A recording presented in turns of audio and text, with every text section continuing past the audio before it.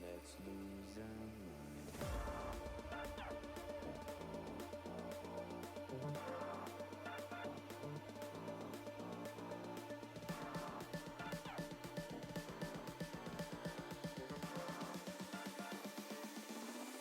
Let me get funky.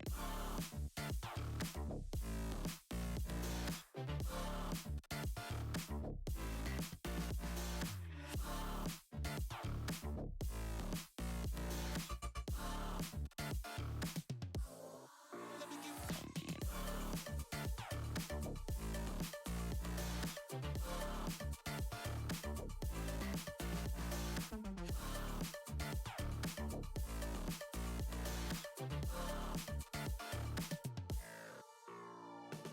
We gon' make you move from side to side. We gon' make you lose all inside your mind. Oh, we gon' get you through this just one more night. So baby, let's up it tonight. We gon' make you move.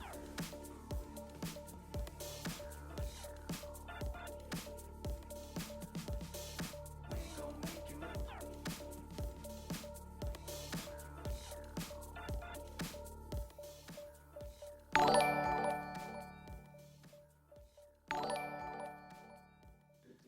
Here's to working every night, get new wrongs and make 'em right.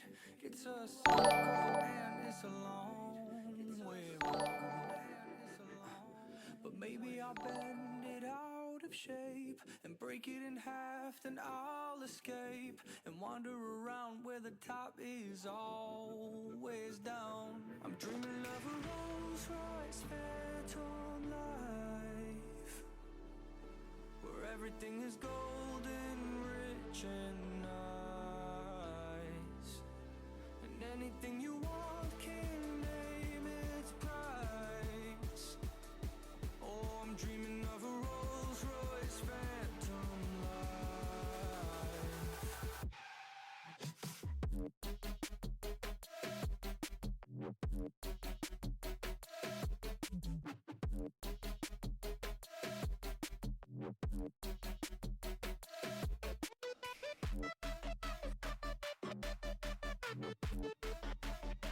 Oh, I'm dreaming of a Rolls Royce Phantom life. I'm tired of staring at a screen, at shiny rags and fancy things. Just one day and I'd turn it all around. No more fingers, only rings. Oh, what joy this world can bring. Get so high we would die if we all look down. I'm dreaming of a Rolls Royce Phantom life, where everything is golden, rich and nice, and I could swim in diamonds if I'd like. Oh, I'm dreaming of a Rolls Royce Phantom life.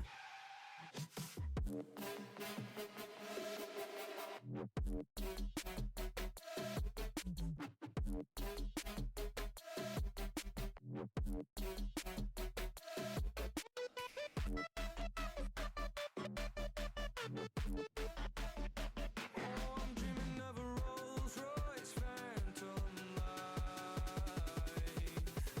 But maybe when my gold has lost its pride, there's no one there to hold me dead of night, and nothing that I sold could give me that.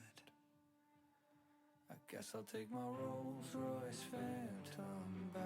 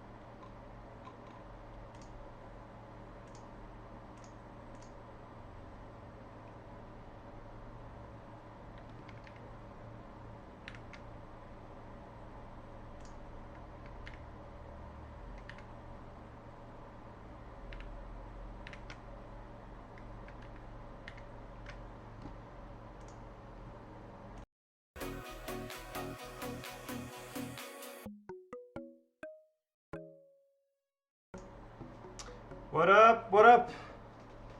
How are you guys doing?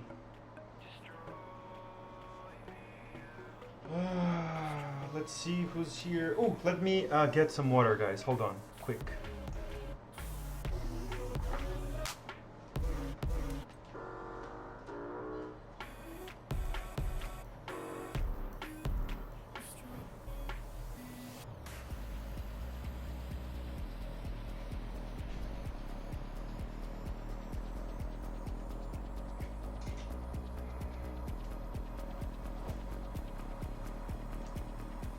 Back. So how have you guys been doing? I hope you guys are doing okay. No one's talking to me. Why is no one talking to me?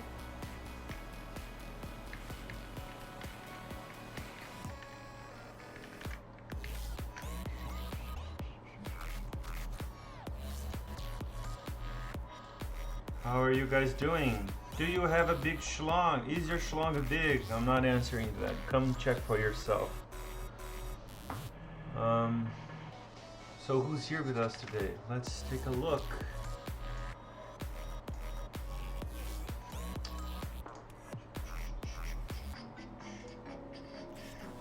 Bacabot, Buglers, Carbon, F. Toper, Gilbert, The Man, the Meta Legend, Lemon Juices, Nevin, Nevetin, Space Ballisteus.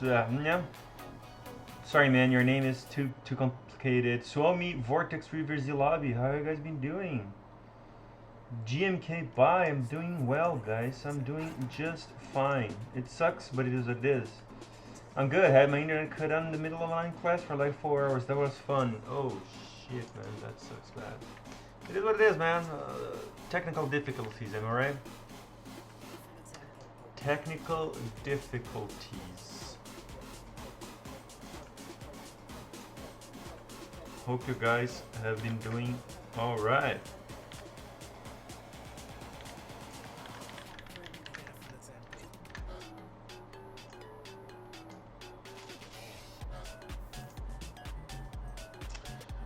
So what does this Mountain Alice look like?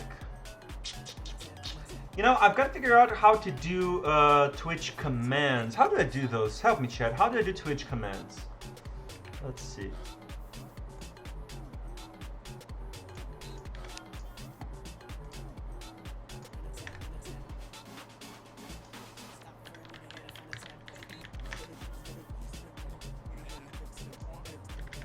In the meantime, let me give you the link for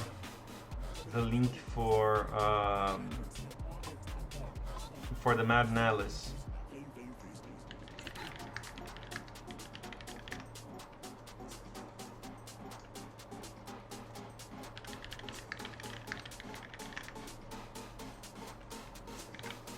Yep, that one. Adrantis, what's up, dude? Yep, that one. Pretty nice keyboard.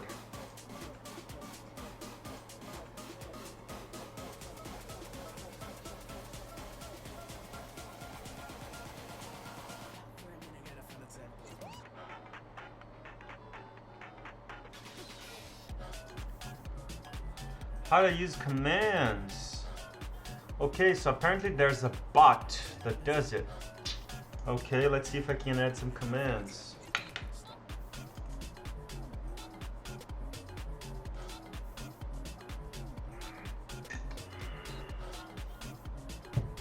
It's basically a southpaw Alice. I was picturing an Alice with a massive tenting. No, sir.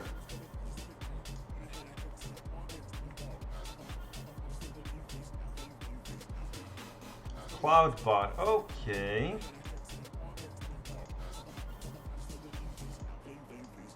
Commands, add command. Okay, so so first Discord response. Let's add a link to Discord, right? Invite people. Never.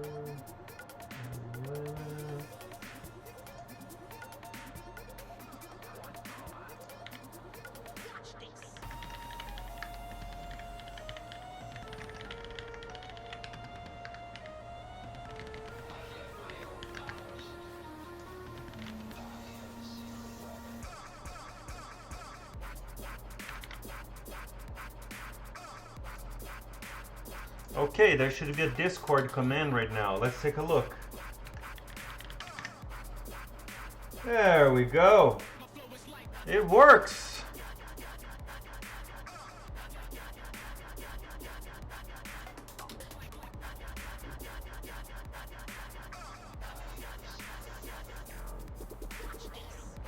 Let's add a... why don't we add a project? Design project? So...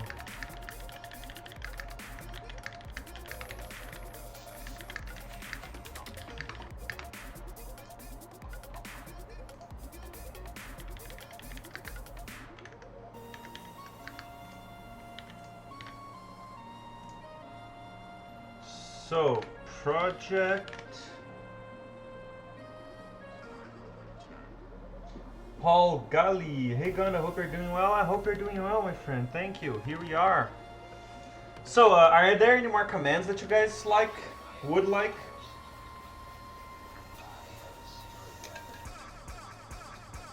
Oh, newspaper. Awesome. Yeah, I remember.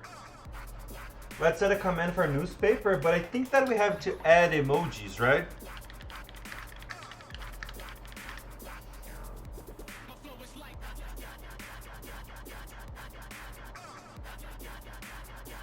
Command Gona to come to Dubai. Pay me.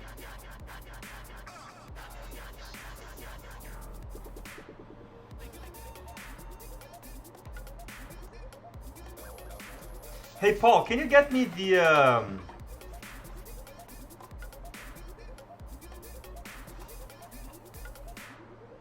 can you get me the link for that GIF of the newspaper? Let's see if I can make an emoji out of that. That would be amazing. No, the GIF, the newspaper GIF of me hitting a newspaper with, whatever.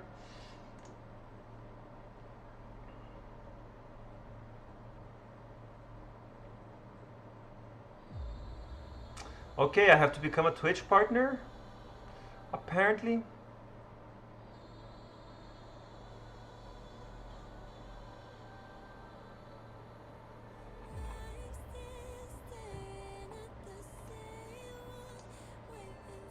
There we go, newspaper. How do I make custom emojis? Does anyone knows that? Emotes, emojis, whatever the F that's called.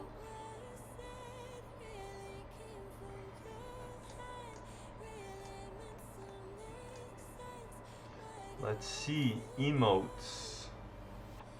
Okay, I have the normal emotes, Kappa, curse, give, Twitch.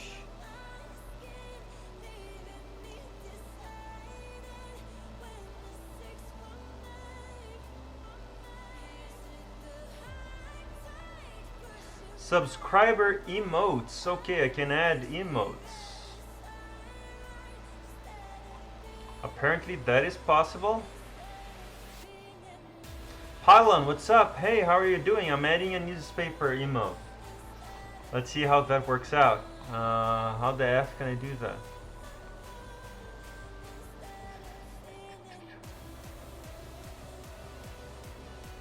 Dashboard.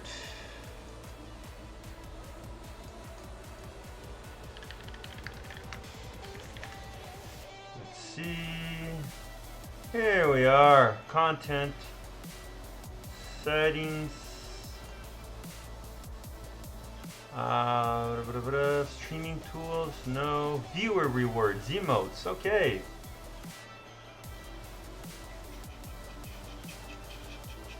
Okay, there we go. So, let's see. Apparently that only works for subscribers. That sucks. Let's add a command. Fuck that. Let's add a command.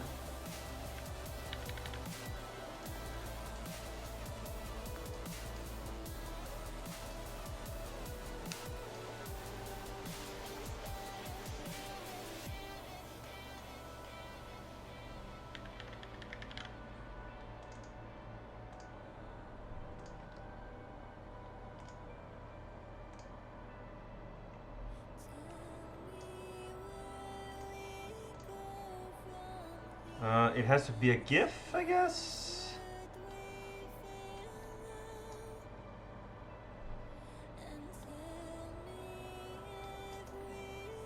Yeah, it has to be a GIF. Let's just add a. Let's just add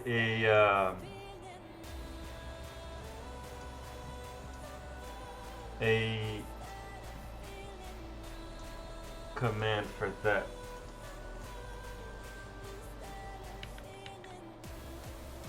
CloudBot, modules, commands, add commands, newspaper.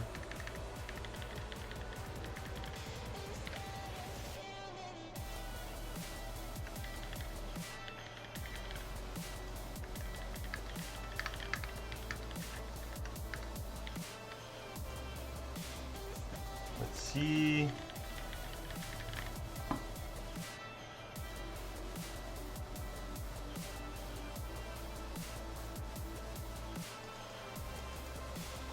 You could newspaper subs. Okay, I could newspaper subs. That is true. Let's do that.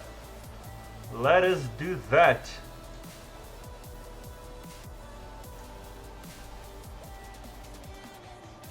Subscriptions. Okay.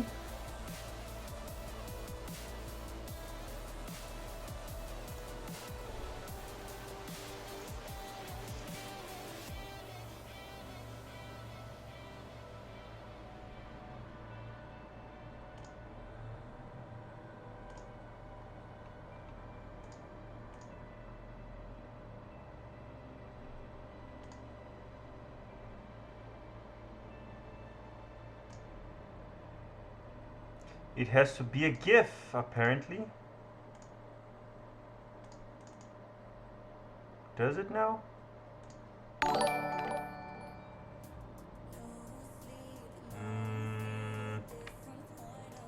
Let's see, MP4 to GIF. Let's translate. Are you using Stream Elements? Yep. Let's do that. Let's convert.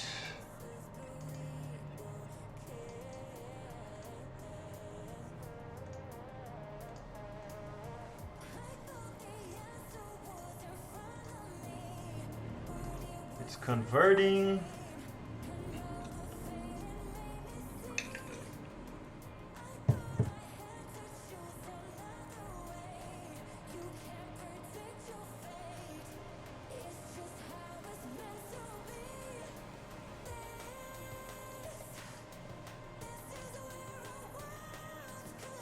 Let's see.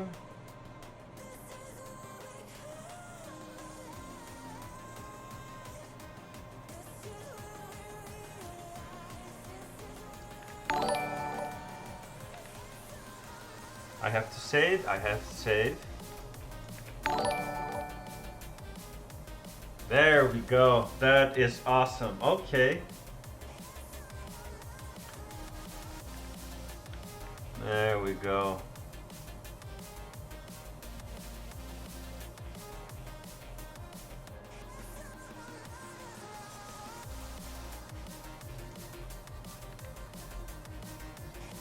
No fresh granite coffee today. It's already almost 7 p.m. So yeah, it's time to stop drinking coffee. But I did drink a lot of coffee today. So yeah.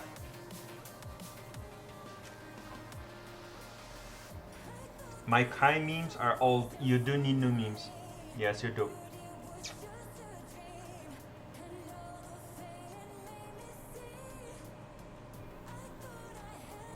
Okay, so now we have newspaper subscriptions. Is that what you guys wanted? Is that what the internet likes?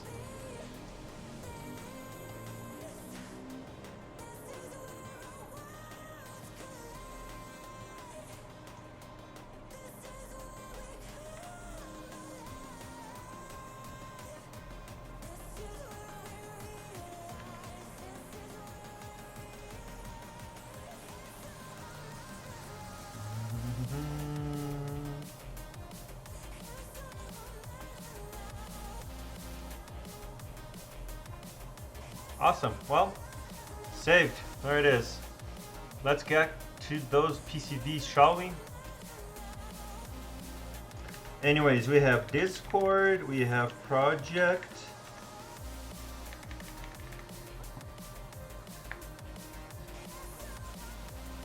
Time to post your bed takes. Not yet. I refuse.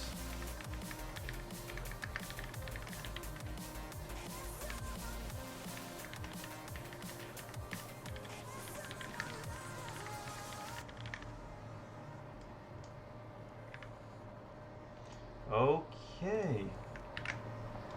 Let's go for some action. Why is Twitch sending you messages? I have no idea. Okay. Anyways, Mountain Alice. So, if you guys remember yesterday, we had a little bit of a problem with LEDs, right? Because the Yobors wanted RGBs, but you can't do RGBs with this many compatibilities. So now he just ditched LEDs entirely. He says no lighting at all, just a caps lock indicator. So that's what we're doing. Just a caps lock indicator.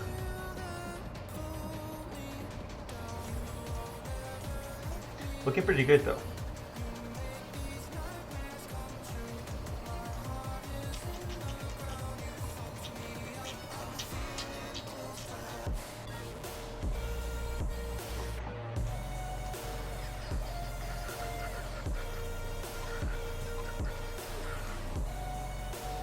Well, first, let's do this, right?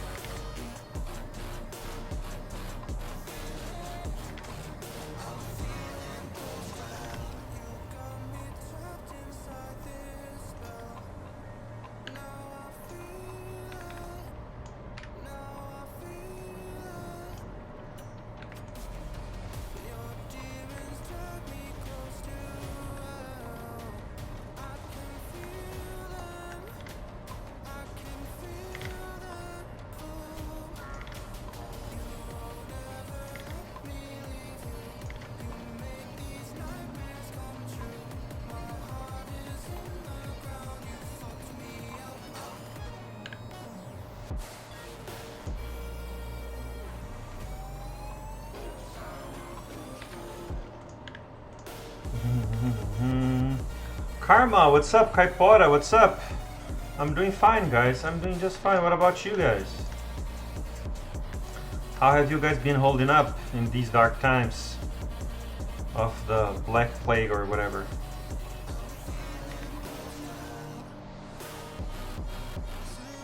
Okay, I fucked it up. Hold on.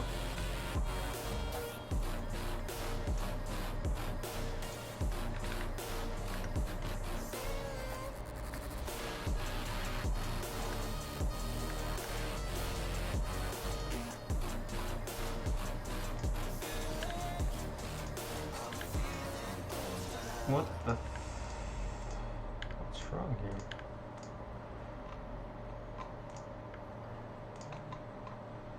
Let's see.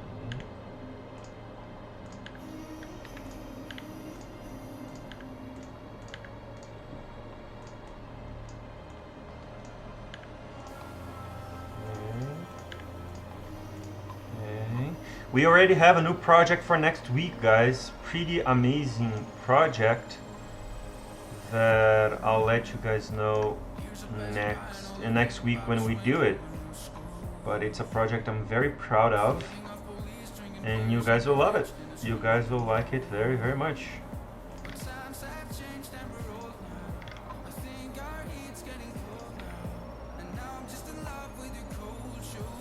Yeah, the LEDs are okay.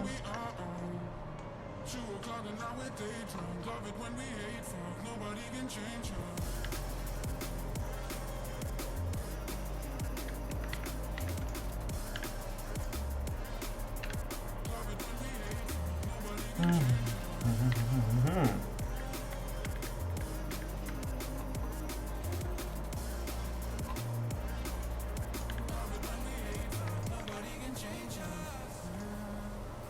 this is fine. Did I paste anything wrong? Oh, it's the switch that is the LED2.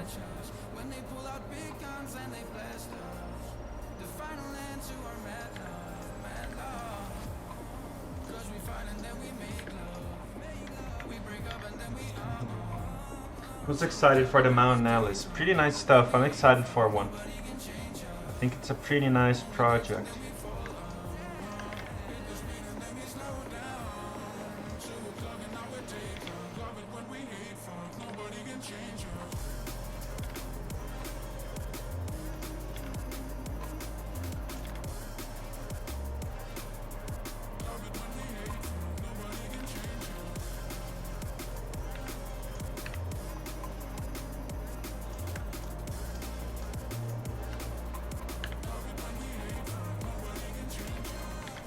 Are you gonna get one? Of course. Why would you even ask something like that? Of course I'm getting one.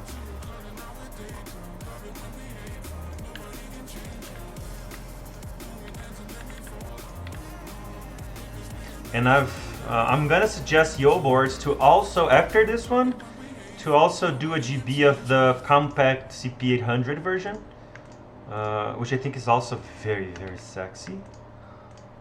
So yeah.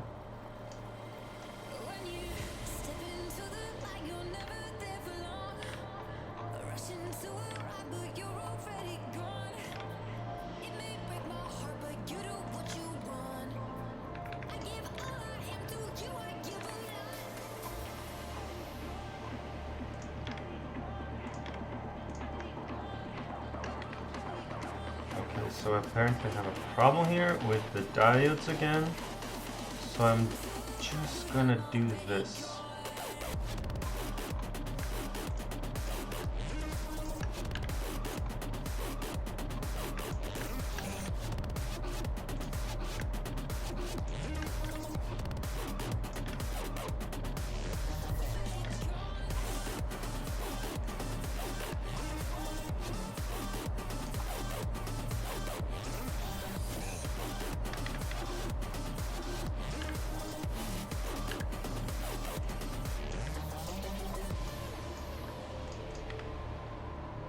Or like all the Protos are B-stock cases. Do designers typically get a free board from GB Warner?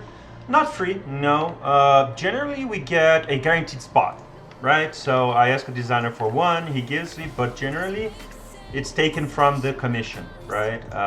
Eventually we get a free one, but that's not very common, no.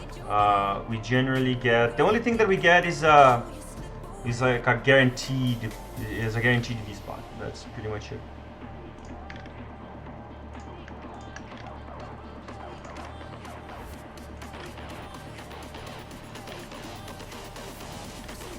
I think that the nice part is we are able to generally get the generally boards. Some boards will have a Founders Edition version or something, right? So the Iron 180, for instance, I got the Plum one, which is a limited edition one. So yeah, that's the nice part. What's your favorite board you've designed a PCB for so far? Faraday 60, the HHKB board, which I should be releasing this year yet. I have a functional prototype, but I don't like how it turned out. I think that it's pretty raw at the moment, hence why I haven't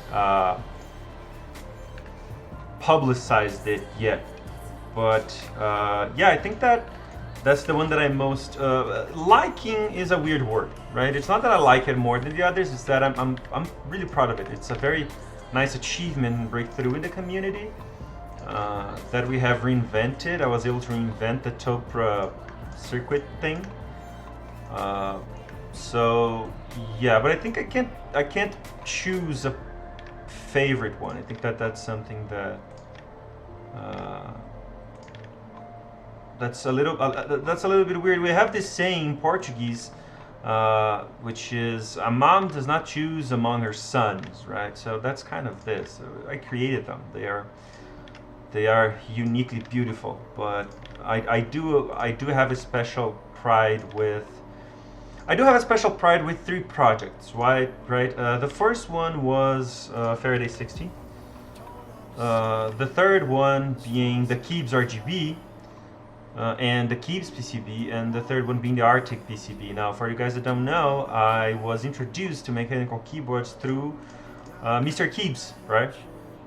Through his Discord, and he, without even knowing me, that was something that was flabbergasting, right? Without even knowing me, he funded the first prototypes for what would later become the Akron project. So the Keebs PCB and Arctic PCB, and those became real solid PCBs in the project. So they were my first, not really the first, but the first official Akron project boards.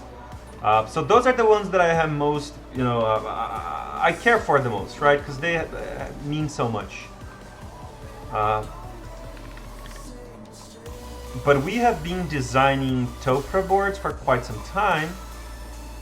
I've been designing that Topra board for quite some time, and maybe this year, my idea this year is to tune down a little bit on the PCB commissions and focus on that and other personal projects for the community too. It's gonna be a nice year, guys. It's gonna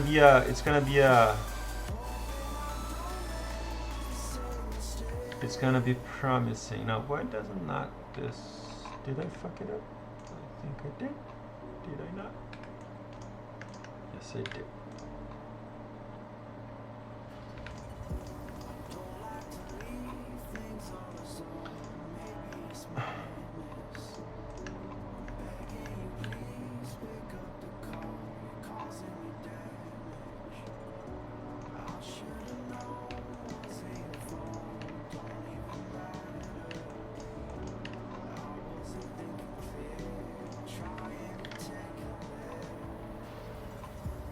Okay. So this is looking good. Let's add the labels.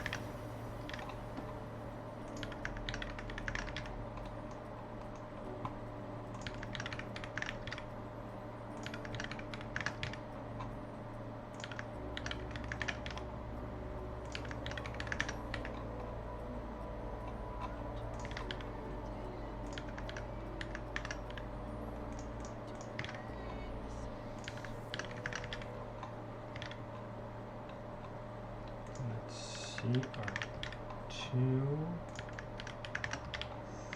3,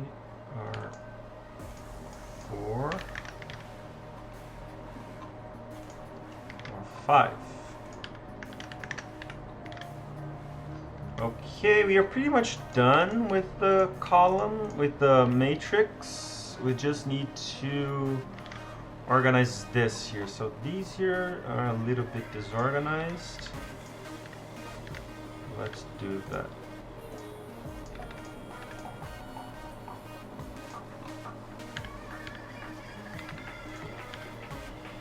So this is 0.03, 0.03.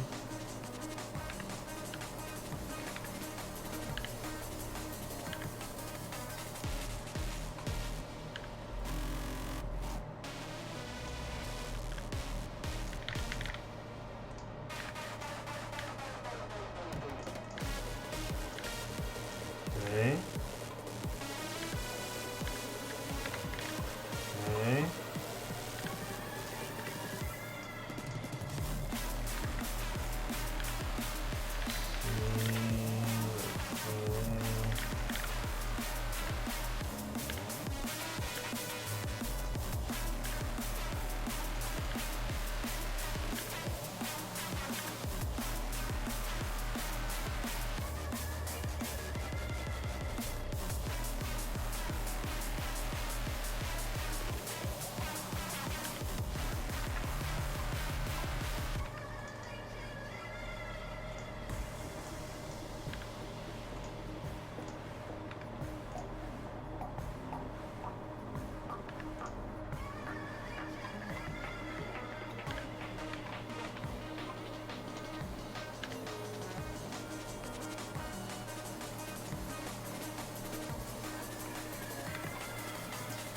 this one.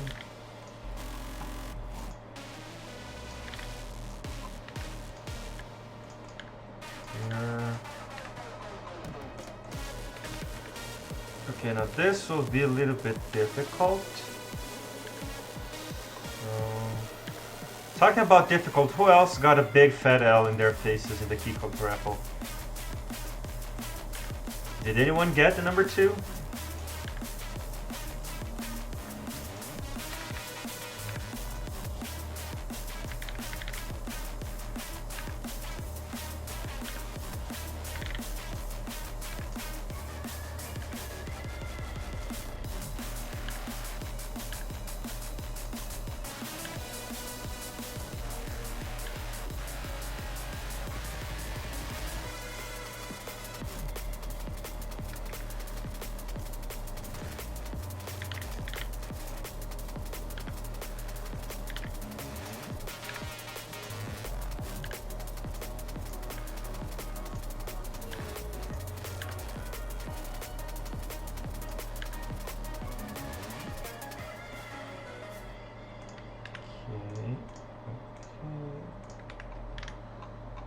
Okay.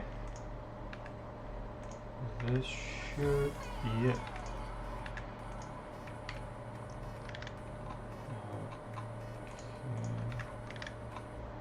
Final one.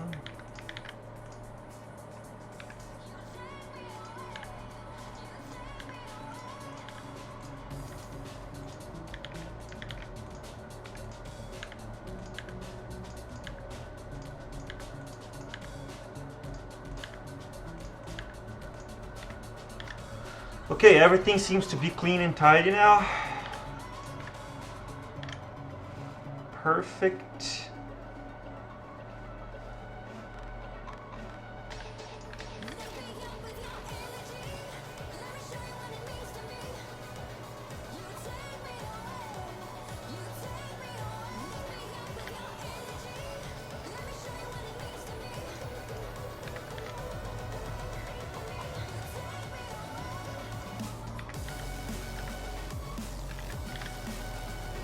What else?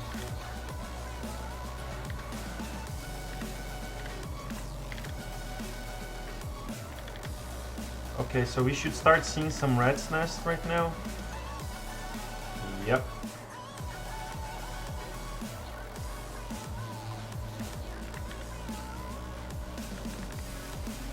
Okay, so we'll have to organize the columns a little bit. This is kind of weird.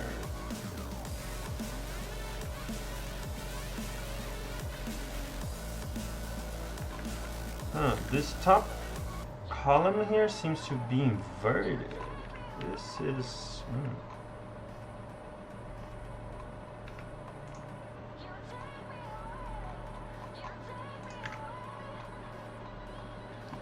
Let me see the KLE.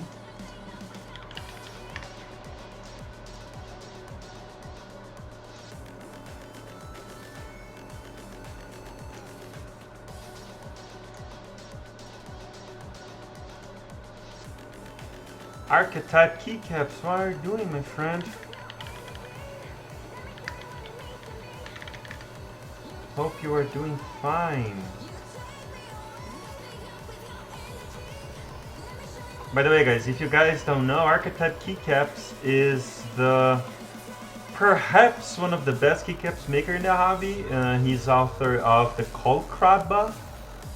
I believe Cold Crabba and Clifford, right? Which are amazing.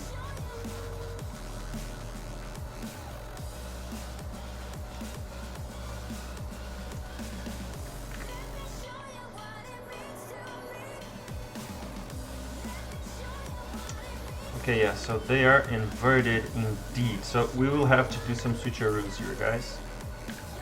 So just this.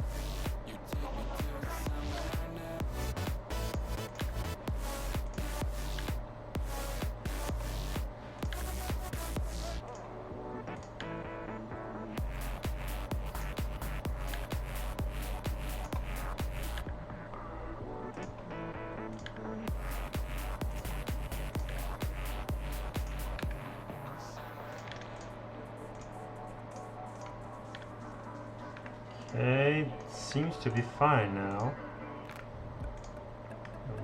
Okay.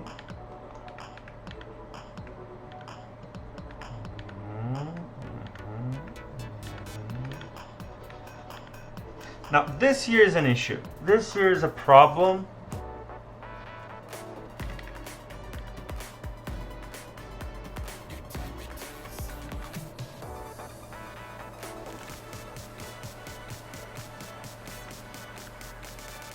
Because you guys are seeing what's happening here. There is a column that is in both halves, right? Let's see if we can make this work, but the chances are that we will need to make an extra column here to accommodate for the other half. We need to see. Carboxyl with Z, extra Zyro, family's growing. Oh, and Milo. That's awesome, man. That is very awesome.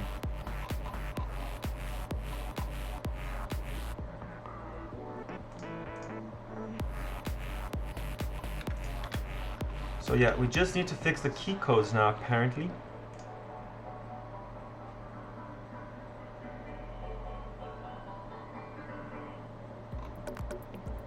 Because encoder is here, right? So encoder. Pause. Let's do this recursively. I think it's better. Right, awesome.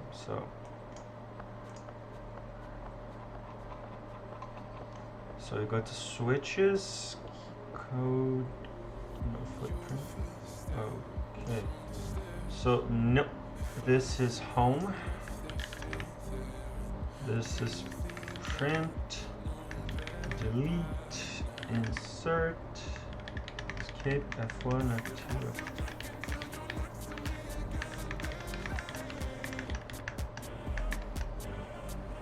Oops.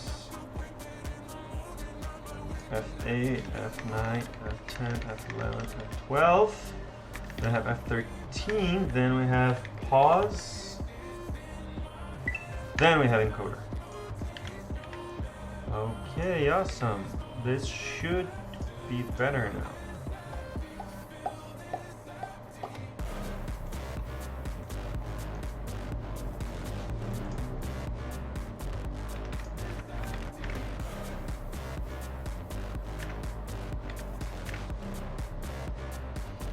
Okay, this might be a small problem.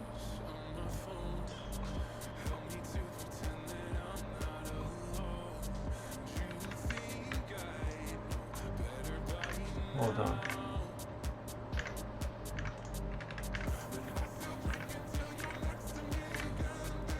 Hey Jeff, why is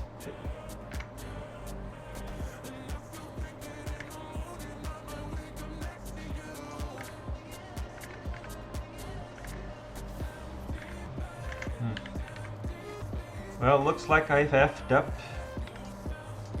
yet another time.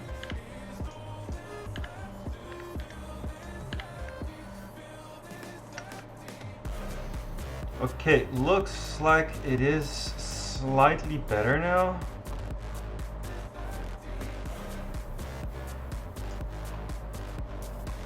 So this goes like this, 18 goes like this.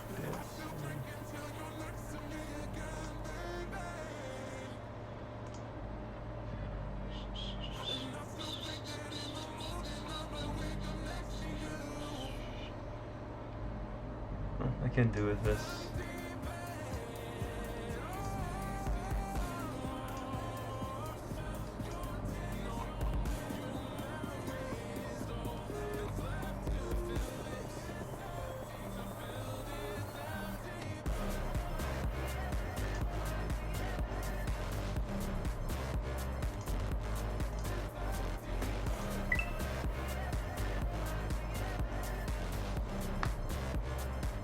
Yeah, some weird columning, but it is the layout, right? Nothing we can do about that. Now we start adding some components around. First, let's add some more page size.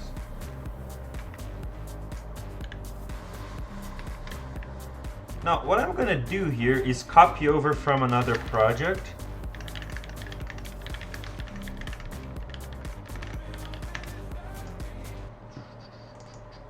Just because it is easier and faster, so we just, there we go. Now, we can delete these, the plus, minus, extras.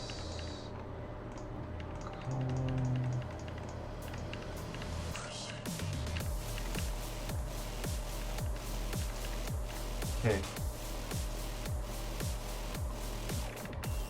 Nice. Okay, now let's add some component metadata here, just so we know what we're doing. This is a 32-bit Cortex M0. This is the 128 version. Yeah, 128 kilobytes flash microcontroller. Awesome. These guys here are capacitors, but these should Gondolicia doing Gondolicias. How are you doing, my friend? Now, for some reasons, these capacitors here, the bypass capacitors of the microcontroller, should absolutely be MLCC, right? MLCC mean multiple layer ceramic capacitors due to some physical properties that they have. This should be MLCC 10 volts or more. Now it needs to be at least 5 volts because this is 3v3, but we generally use a capacitor rating, voltage rating of double what we need to accommodate for spikes and that kind of stuff. MO plus, by the way. Thank you very much.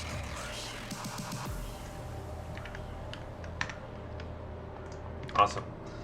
So that's what we do for the description, right? So let's just add description.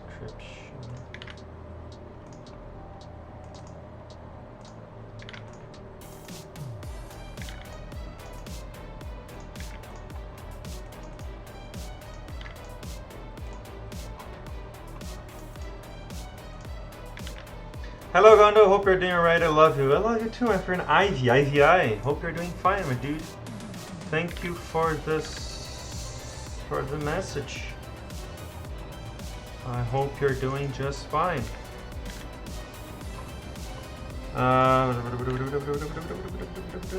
Let's center this.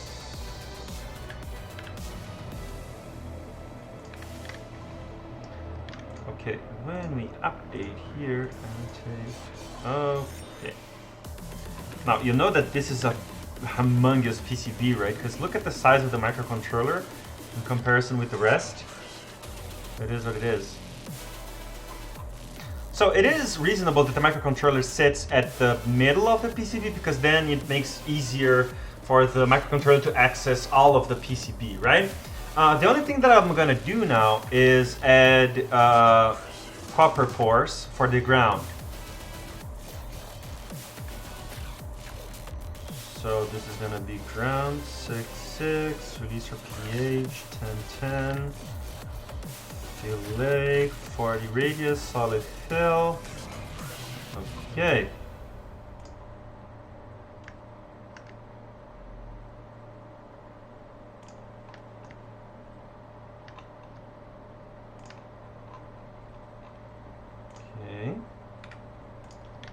Then one for the back copper.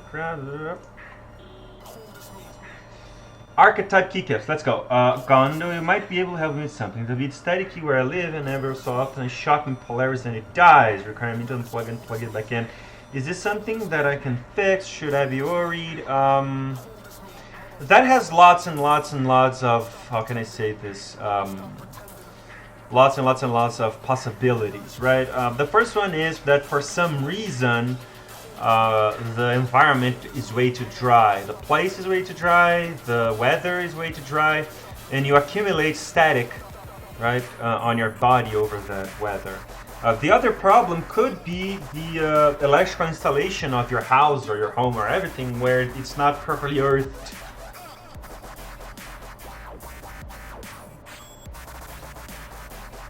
Now, What that shows is basically that the metallic enclosure that you have is not properly grounded to the computer. That's the problem of the zapping of the case. A couple of years ago we had that problem, and I was gladly one of the first to introduce electrostatic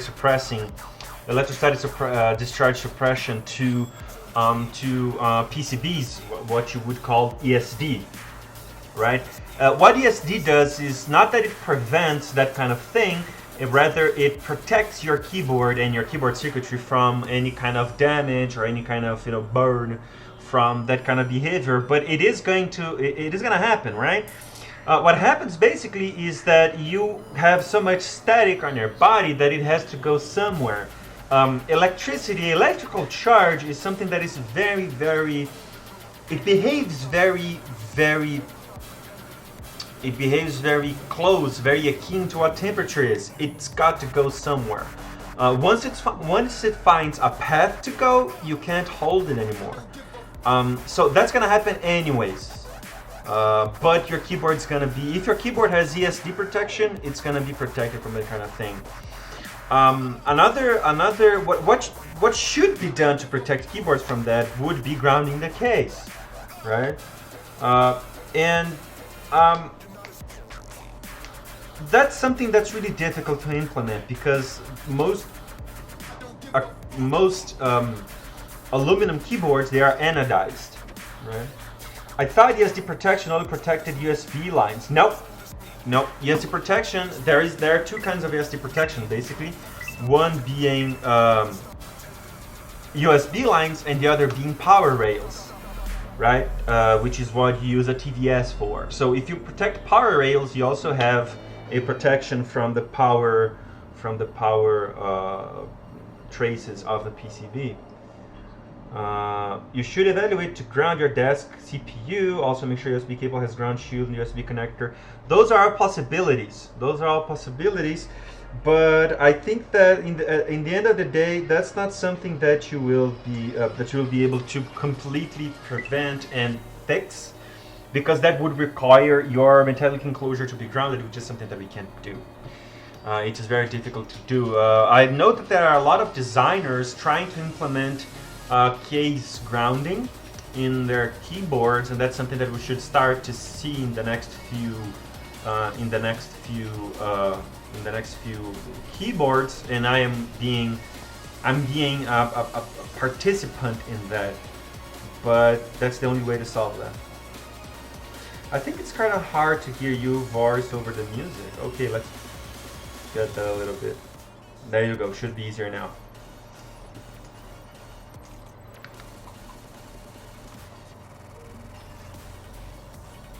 You can try to ground via the plate if it's top mount, since the screws and that are going to top mount post should penetrate the anodizing. Yeah, but how do you make a connection between the PCB and the plate? Because in a top mount, the PCB and the plate are not electrically connected. The only connection between PCB and plate are the switches, which are plastic, which are not conductive. See? So it's really difficult to implement. We are seeing some initiatives, and we should be able to see some in the next days, but it's not something that we are close to seeing now. Quit at a standoff. That's what I do. That's what I do in my keyboards. Let me show you. Oops. So this is a 10 kilos PCB, universal 10 kilos PCB that I'm designing. And this guy here has a standoff here to ground, that you connect to the case, and then you screw this into this. Also, if you're grounding a case, should you ground through a ferrite bead? You should. Because in that case, there is the counterpart, right? So if you're grounding your case is basically a metallic huge body immersed in air. That's an antenna. So electromagnetic interference is going to come your way no matter what. So you should ground it through a here it is, see? Here's the grounding. You should absolutely ground it with a ferrite bead. In Apollo, which is this PCB here, that's what is done. you see that the USB has a power ground connection here, right? And that power ground goes through a ferrite bead, and that goes to GND. The case grounding connection goes to power, GND power, right? So you should absolutely ground it with a ferrite bead.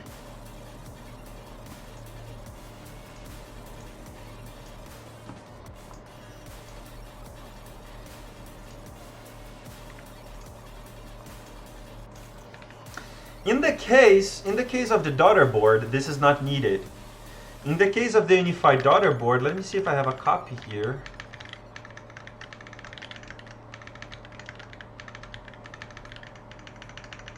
I don't. Let me clone the unified daughter board project. If you guys don't know, it was I that designed the C3 variant of the AIO3 unified daughter board.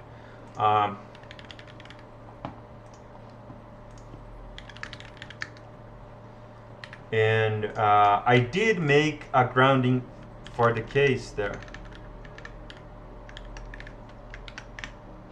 Oops.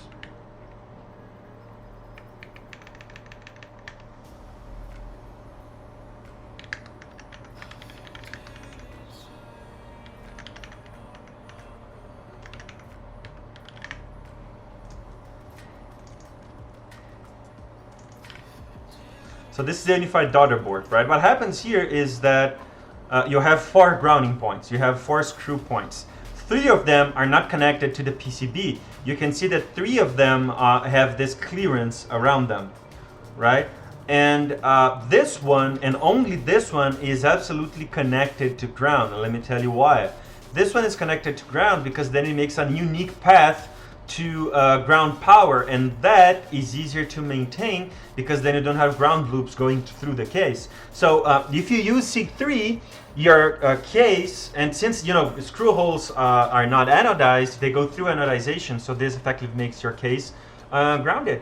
So what happens here is that if you use the C3 unified daughter board, your case is going to be grounded with a ferrite bead, and this ferrite bead goes to ground. Start evaluating the B1 families, bruh. G0 B1. Okay, I like this. Oh, it has RAM. USAR timers, deck. It has a deck. IFs. Okay, I am liking this. I should take a look into this, dude. This looks like a nice family to work with.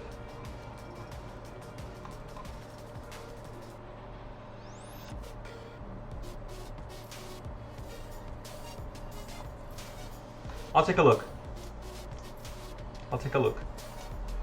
FS USB. FS meaning full speed, right? I see.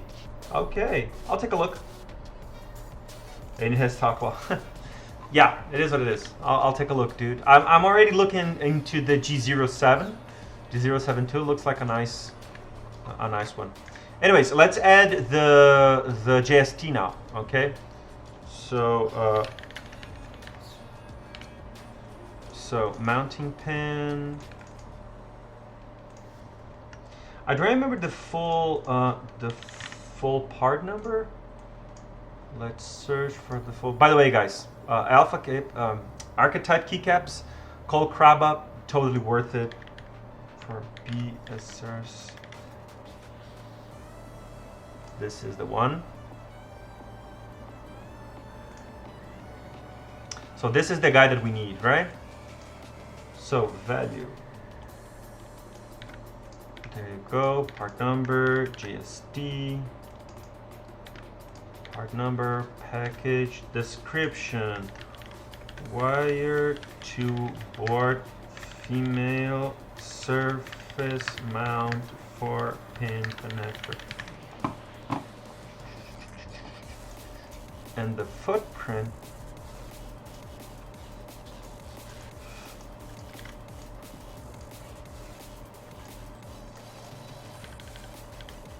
Let me place this here. Like this. Yep, looks reasonable.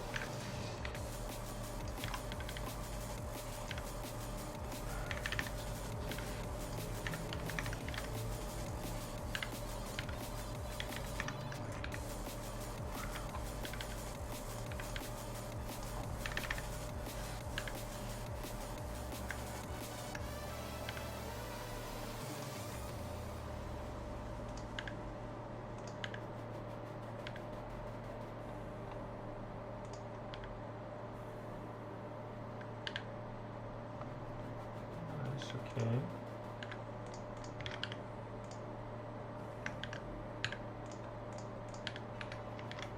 And this is 5 volts.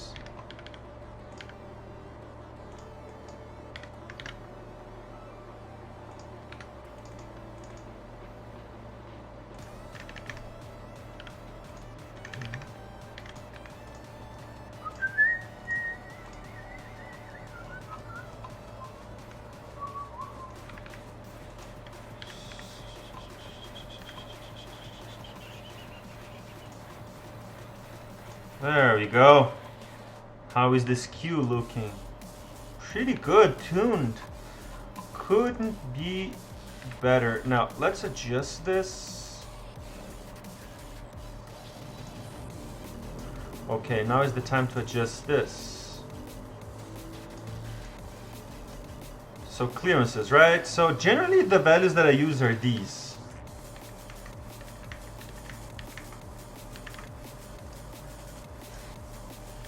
Nice, done. Let's edit constraints 6 to minimum via diameter 20, copper hole clearance 10, copper edge clearance 6, minimum through hole clearance 10, micro via diameter 8, 4. This is what I generally use. Okay, these are constraint values that I generally use. Nice.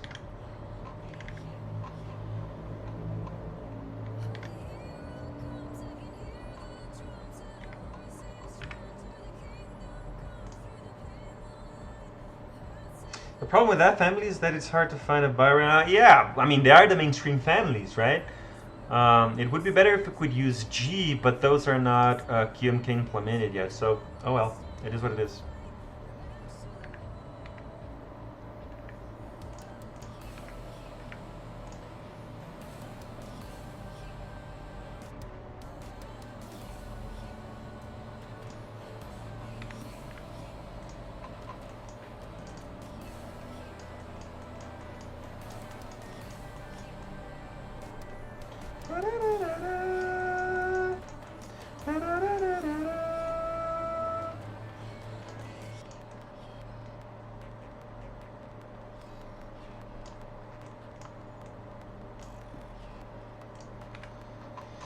Okay, let's add the indicators, right? So indicator LEDs here.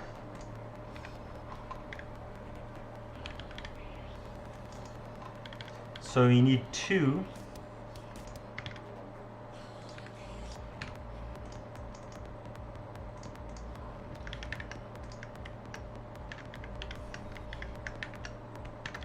So D footprint.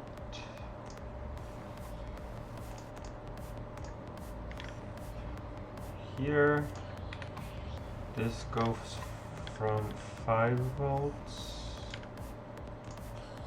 input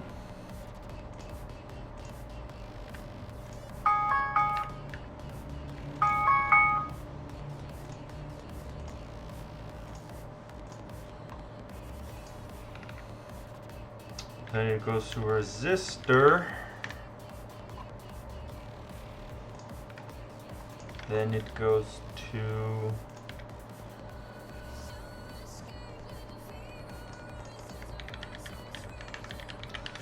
a pin in the MCU called CAPS indicator. Here we will use a 0805 470R footprint resistor SMD 0805.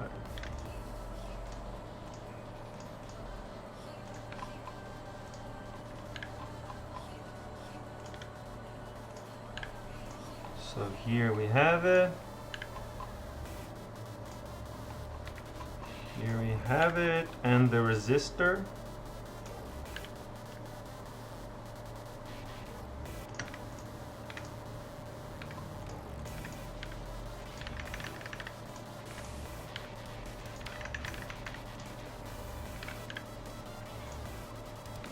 Okay.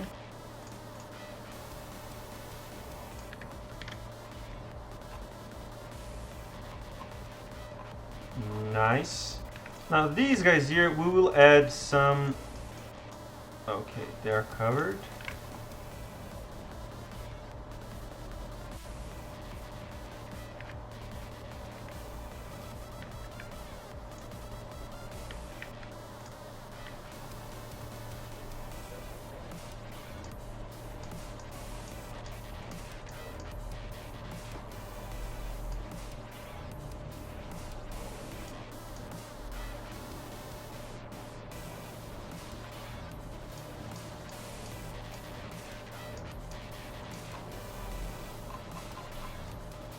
There we go.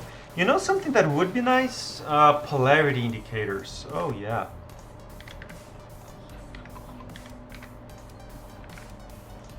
Let's do that.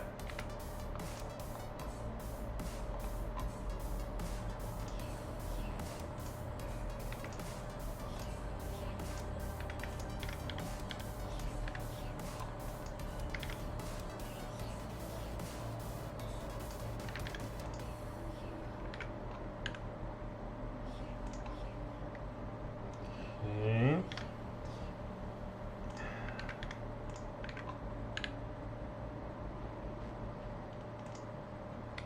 Now for the minus, we add a square.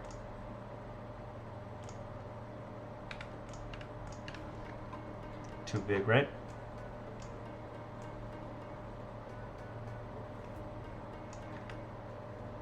Still too big.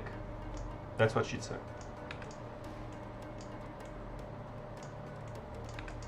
Before you guys make any smart comments.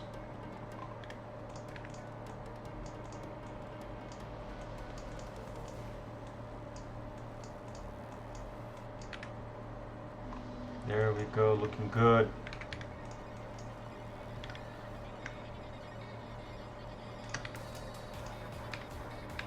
There we go, polarity indicators.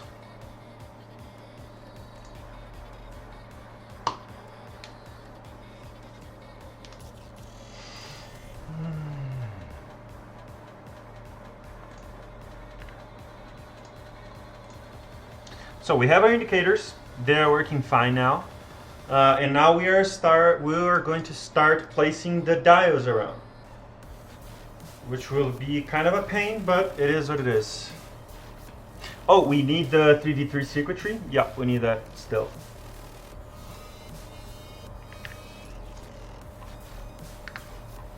There we go.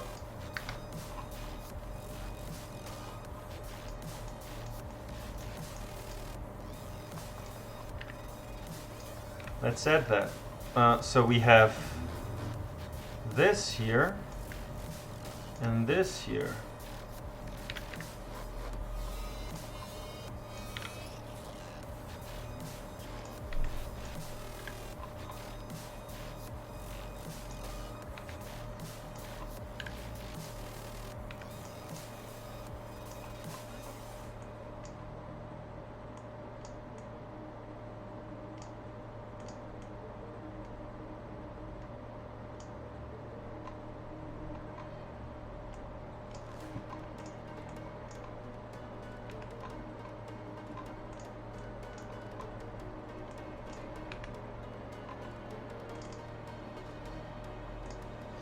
So this is a pre-biased NPN transistor. This should also be, this could be an MLCC.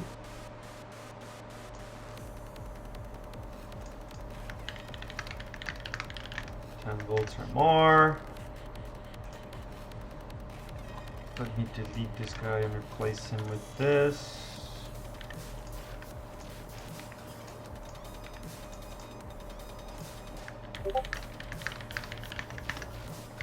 LCC. This here is an interesting one. What was the part number of this?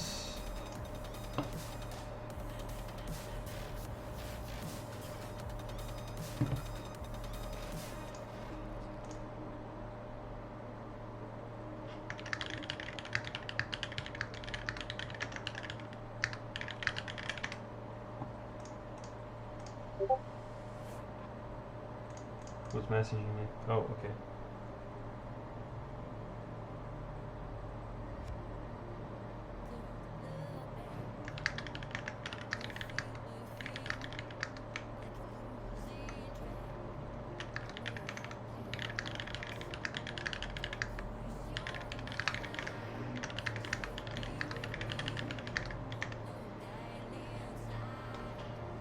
Let's search for the part number here, right?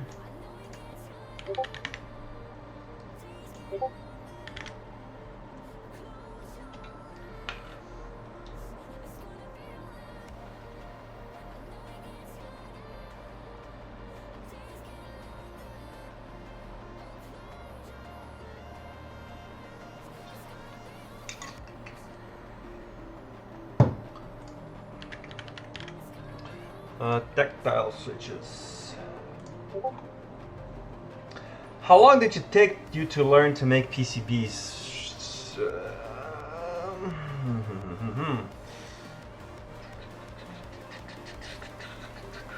It depends. With a let's say that in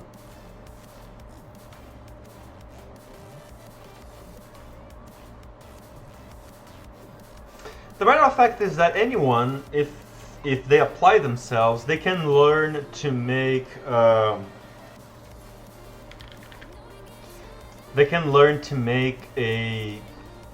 nice PCBs, functional PCBs at least, in a couple months. That's something that's possible. That's something that's possible.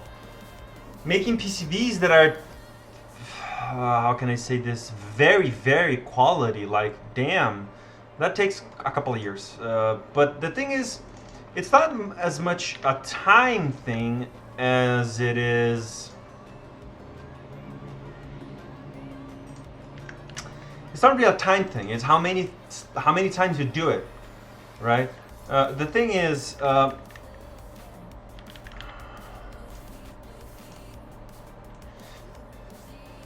there are PCBs in my roster that I have probably done and redone few 3 or 4 times. Some of the PCBs that I have designed were done 3 or 4 times. Some of the PCBs that you guys see, so for example, Iron 180, was it Iron 180? I think it was Iron 180 that I did like 3 times over. So it's really not a matter of time, but how many times you did it and how much you applied yourself. Because you have to learn prototyping, you have to learn lots of things around. So I would say that if you apply yourself, put some money into it maybe, you can get that in a year, you can learn. But did you charge those 3 versions? No. I did charge, I charged 1 time to deliver PCBs. Boom. That's it. And if I don't like how something turned out, I just start from scratch. That's how I am. Sometimes PCB design has certain blocks, right? I can show you guys in a second. But PCB design has blocks, like, right? So the reset circuitry,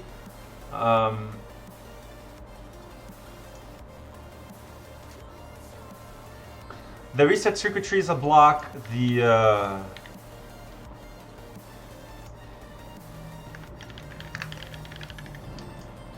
The reset is another block. This is a 5.2 x 5.2 millimeter tactile push button.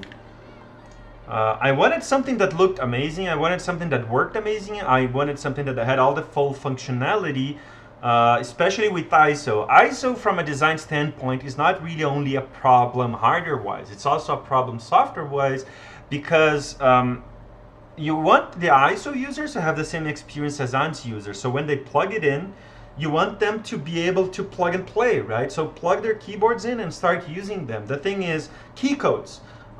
Making the ISO key codes to have the same key code. So here you see that the ISO enter and the ANSI enter, they are in the same matrix position. So that makes them be effectively the same switch firmware-wise, software-wise. But I could have done this. I could have just placed ISO enter in another position, right? And this is easier to do. Let me tell you. On other things like shifts and this much layout compatibility, then you have VIA.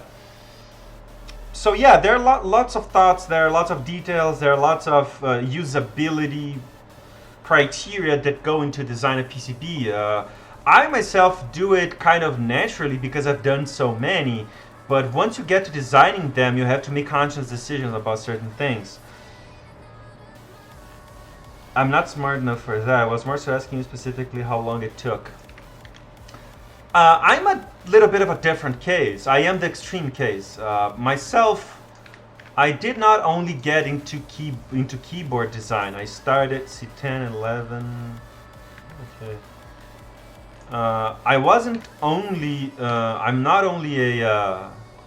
Okay, so this might go. This will go. 5 volts. Well, first of all, I am higher educated in engineering, which is not something that's common in the designers.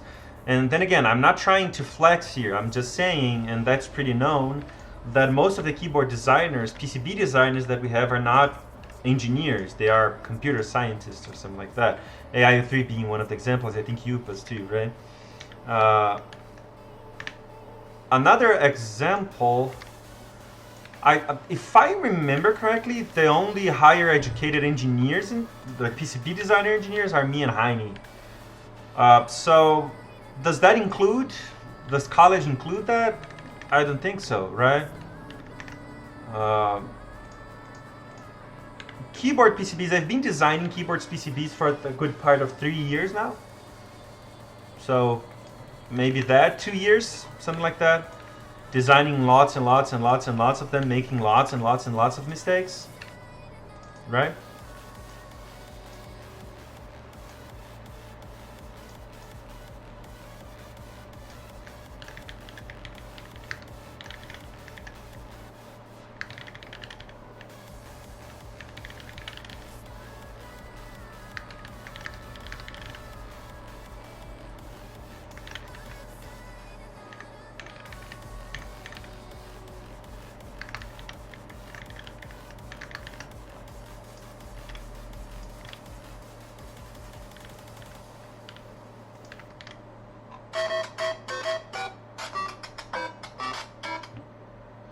Hey guys, I have to take this. Give me just 5 minutes, okay?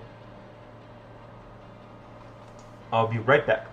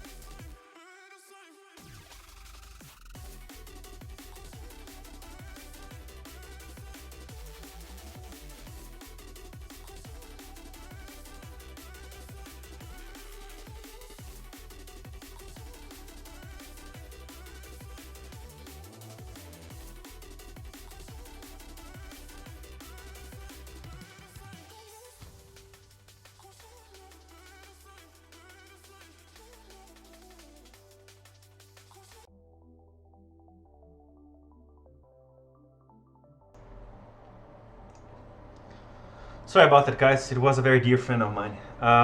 So let's see. I think I get the picture. How much of your previous education helped you excel at PCB design quicker?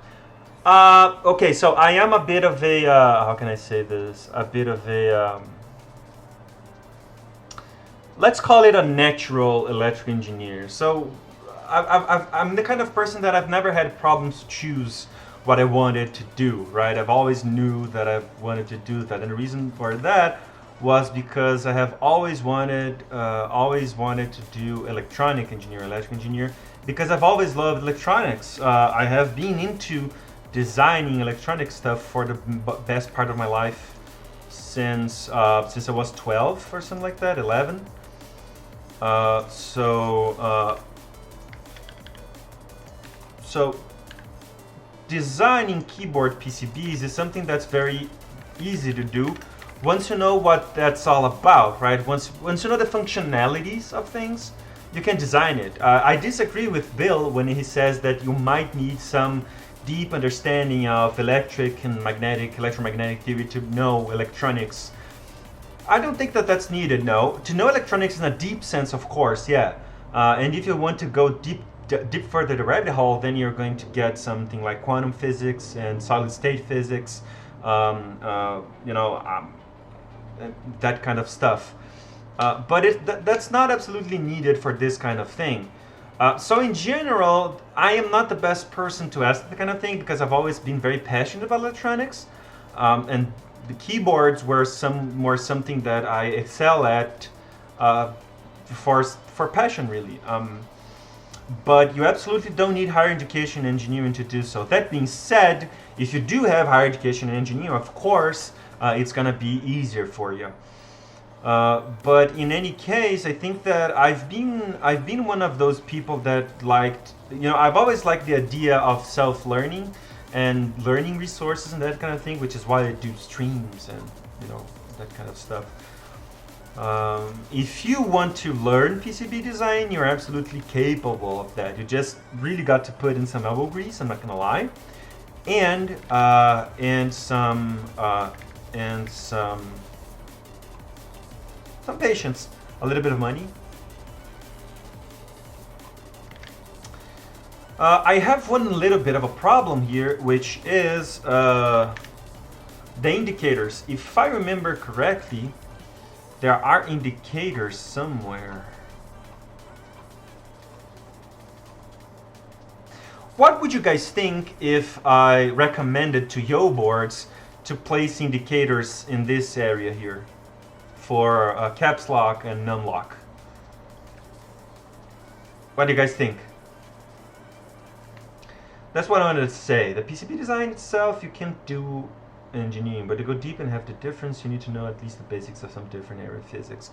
Yeah, I think that if you guys want to know the difference between what an electronics engineer does and what someone with some higher sense of engineering knows, the practical difference is this: someone that knows electronics but doesn't have a higher degree in engineering can do this.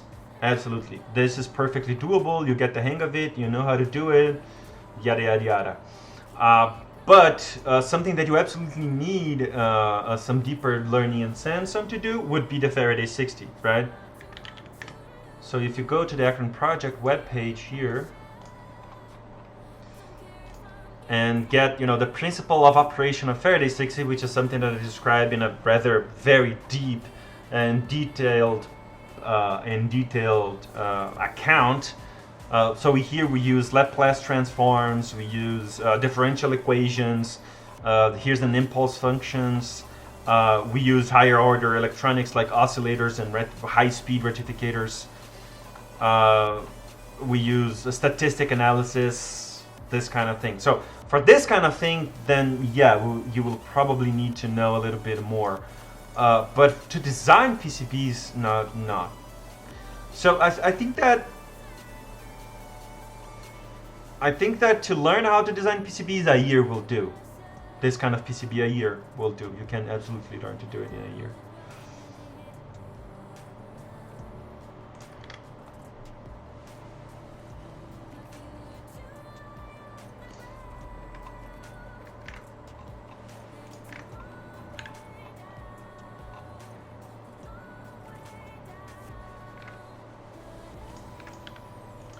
So 10,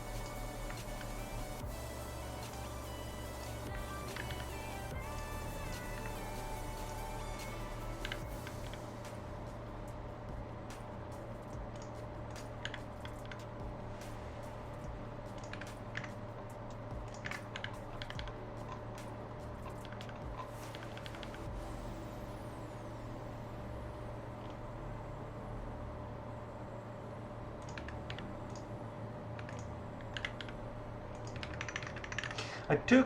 So GMK By says, I took some electrical engineering courses during my undergrad, but forgot it all when I graduated years ago. I learned everything from you and AI. That's engineering in a nutshell. No one learns engineering through classes, and that's something that I've always been very adamant about. Myself, that I know of, I am the only electronics aficionado in my whole class in engineering. Everyone that graduated with me did so without the same previous contact with engineering that I did, and that's completely fine. That's not something that devaluates you as an engineer, but I am that kind of person that believes that engineering is learned by frustration, right? Engineering and exact sciences in general are difficult, are known to be difficult, not because they are inherently difficult, but because they are very frustrating. You need to have a very tough skin to be able to overcome all of that kind of frustration. What kind of frustration? For instance, it is the kind of thing that you only learn by doing it. I have yet to see an engineer that has learned engineering only by seeing other people do it. That's something that does not happen. Whereas humane sciences, especially philosophy, and I'm a big lover of philosophy, lots of philosophy books here, you can read about it. You can exercising it is something that's very that's much more quiet, that's much more disciplined than creative, than exact sciences. So yeah, I totally understand you, and I think that that's right. If you want to learn this kind of thing, you only should do by practicing and seeing people do it, and watching people and learning from people that know how to do it and that kind of thing.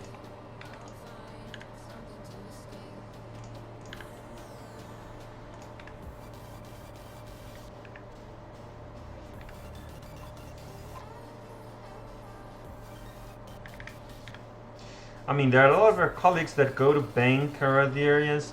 Yeah, that's the thing. But generally, people that are that go to that's exactly what I mean, right? Electrical engineering has become this so wide a field that people are able to be electrical engineers and don't go to the engineering market, right? But what I want to say is that I am generally not the best person to ask those kinds of questions, like how did you get into it, or how much time did you take to learn it? Because I'm a very unusual engineer in the sense that I've always known that I've wanted this. I've always known how I like this, and this is very passionate. This is a very passionate subject to me, right? And that's really not the norm. The norm generally is people that get into classes and get to know engineering through a more formalized contact. So there we go. This is the 3v3 circuitry.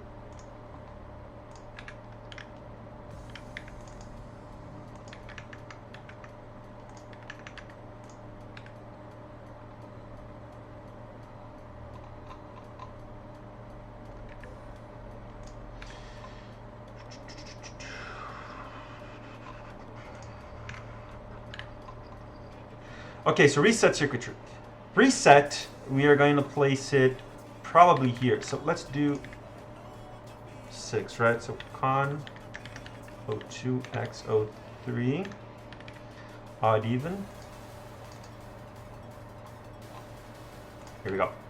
So this is gonna roll like this. Clock, 3v3, clock, input output, reset here, boot, where's boot? Boot. And ground.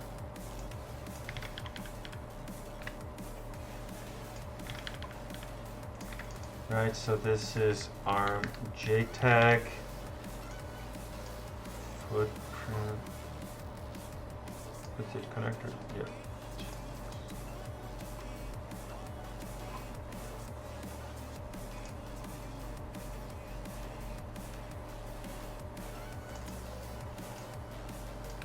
So I fucked up just a little bit. This is I/O.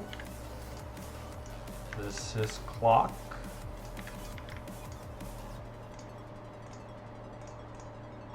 There we go. So clock.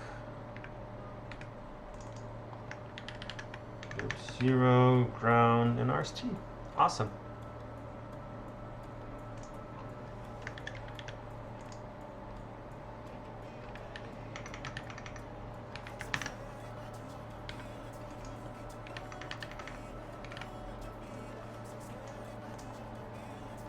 There we go.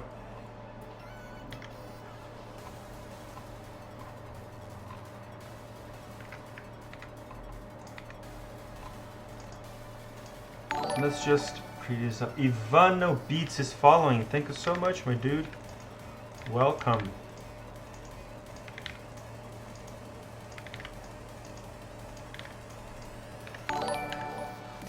And Mandingo is following. Thank you so much, man. Welcome to our gang.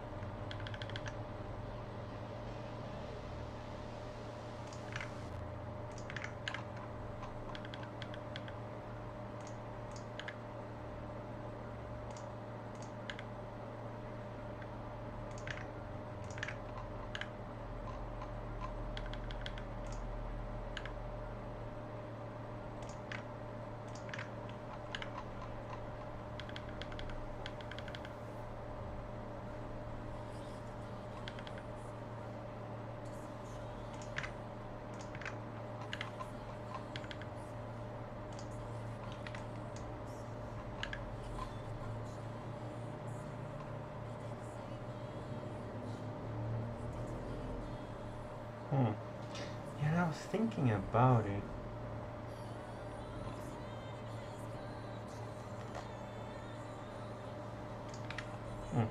Yeah, I can live with this. Let's organize this mess though. Oh, let me get out a key.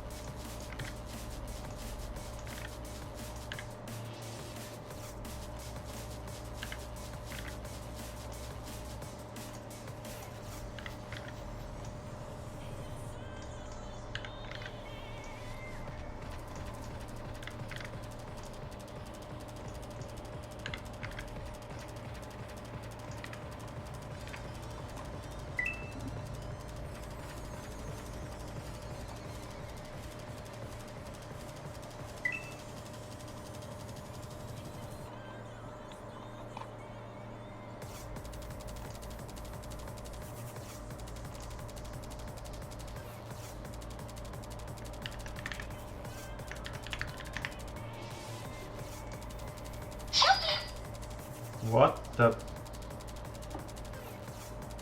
Did my phone just moan like a waifu or something?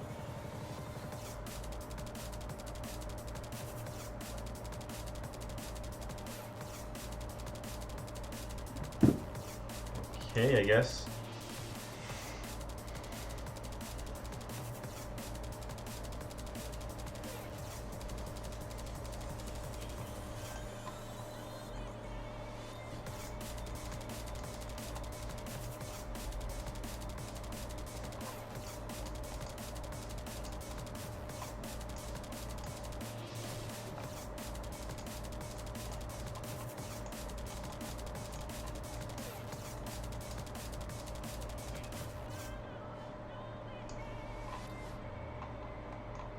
Okay. Let's see how routing will look like here.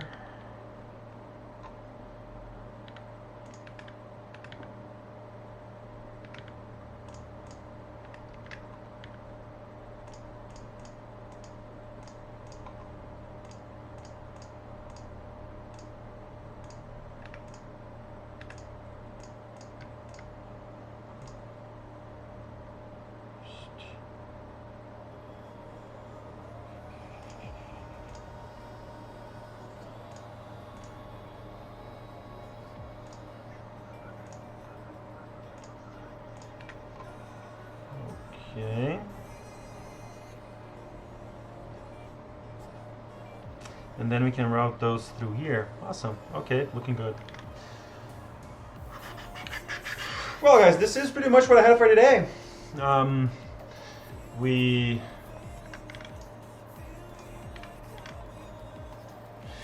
did some important achievements here, and now we are going to start effectively routing columns and rows. So adding diodes, routing columns, routing rows, routing the MCU, and this is what we'll probably start doing tomorrow. Do you guys have any more questions? Do you guys have any more ideas?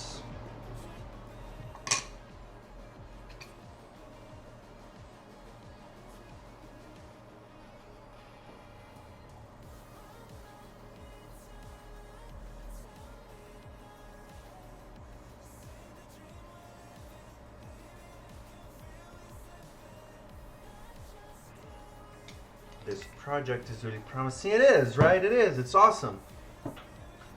It is awesome. I like it. I love it.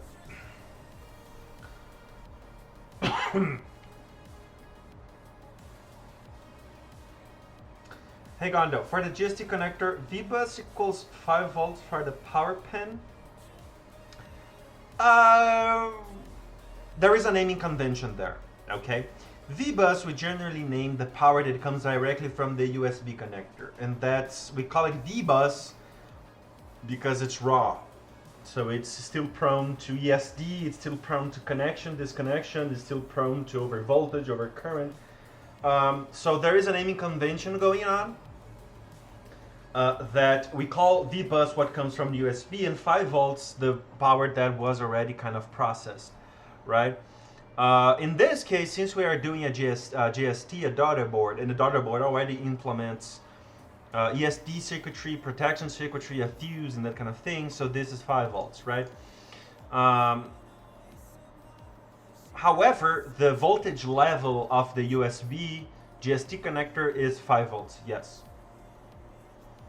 Which is why we need to step it down to we need to step it down to 3.3 volts through this little fella here, which is an LDO, or also called the linear dropout, low dropout regulator. How is Brazil internet? You tell me. Looks pretty nice today.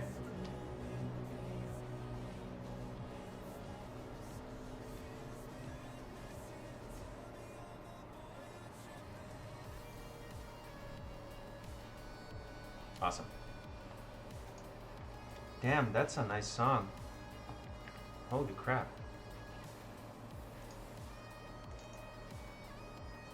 Let me favorite that. Holy shit, go album. Damn. Love it. No more questions?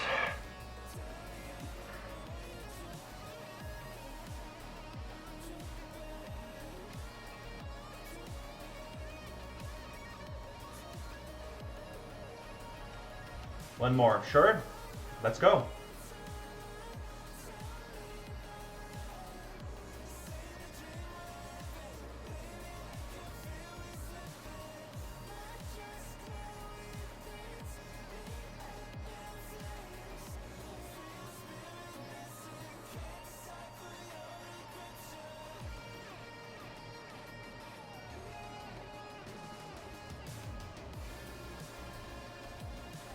I see there are two GST connectors in the Acron library. Is there any reason why I went with the one with the holes past 5 to 6 are?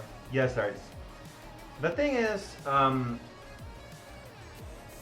the big problem with connectors in PCBs is generally the mechanical strain that they are prone to, right? So they use especially in keyboard PCBs where the user plugs and unplugs it rather frequently, right? JSTs are a very particular connector in that area because they are very small. And you know that a force concentrated in a small place means lots of strain, lots of pressure, lots of torques going around.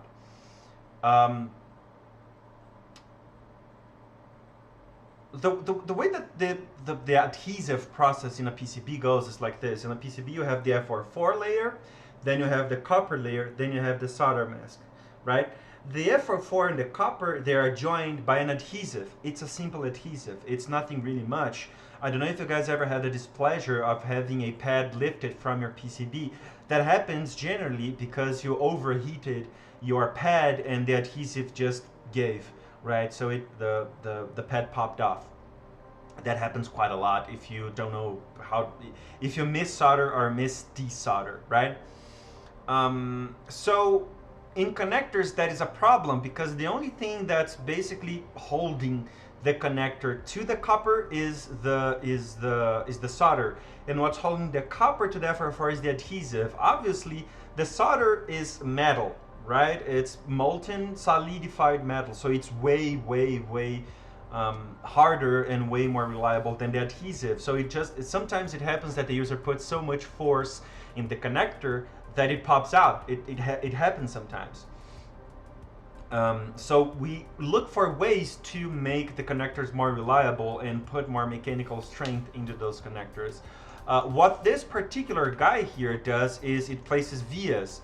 So vias are basically holes that go through the PCB and they're plated. Like inside the hole, they are plated.